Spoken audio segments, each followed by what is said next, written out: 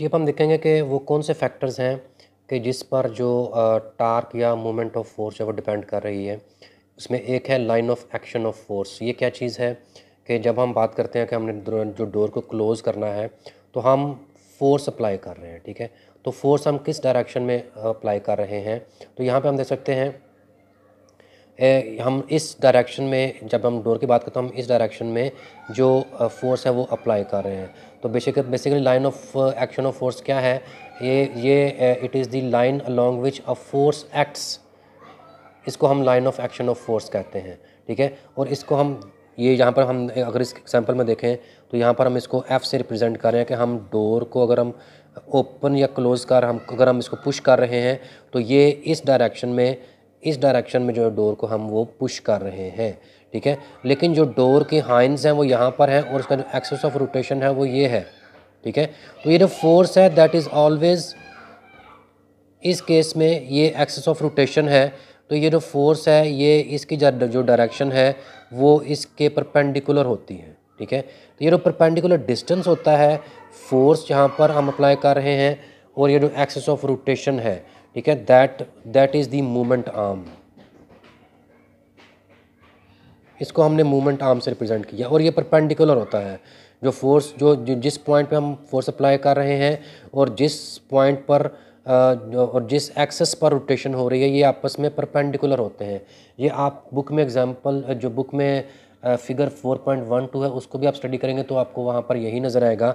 ये मैंने उसी को बेसिकली कॉपी करने की कोशिश की है यहाँ पर, कि यहाँ पर ये पॉइंट वो है जहाँ पर हमने फोर्स अप्लाई किया।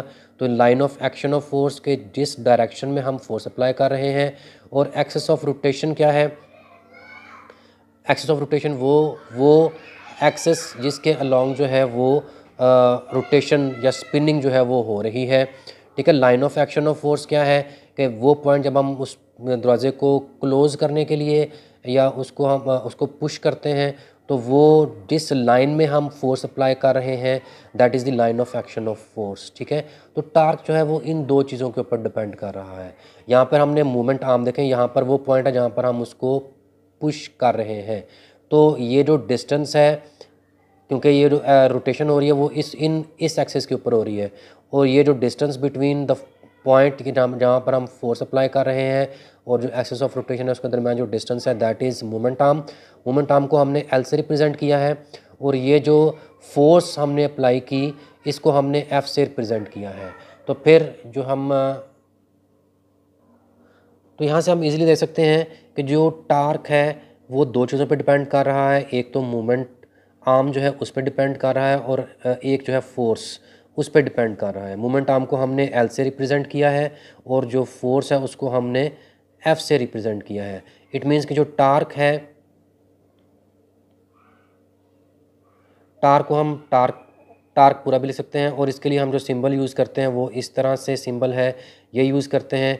तो ये किन दो चीज़ों पे डिपेंड कर रहा है, ये फोर्स पे और जो मूवमेंट आर्म जिसको हम एल कह रहे हैं उस पे डिपेंड कर रहा है।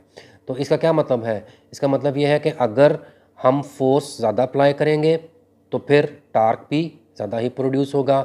अगर जो मूवमेंट आर्म है वो उसकी लेंथ भी ज़्यादा होगी तो तब भी जो है वो टार्क जो है वो ज़्यादा प्रोड्यूस होगा।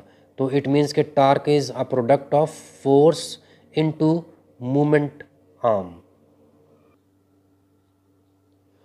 यहाँ पर हम देख सकते हैं कि टार्क जो है that is product of force and movement arm.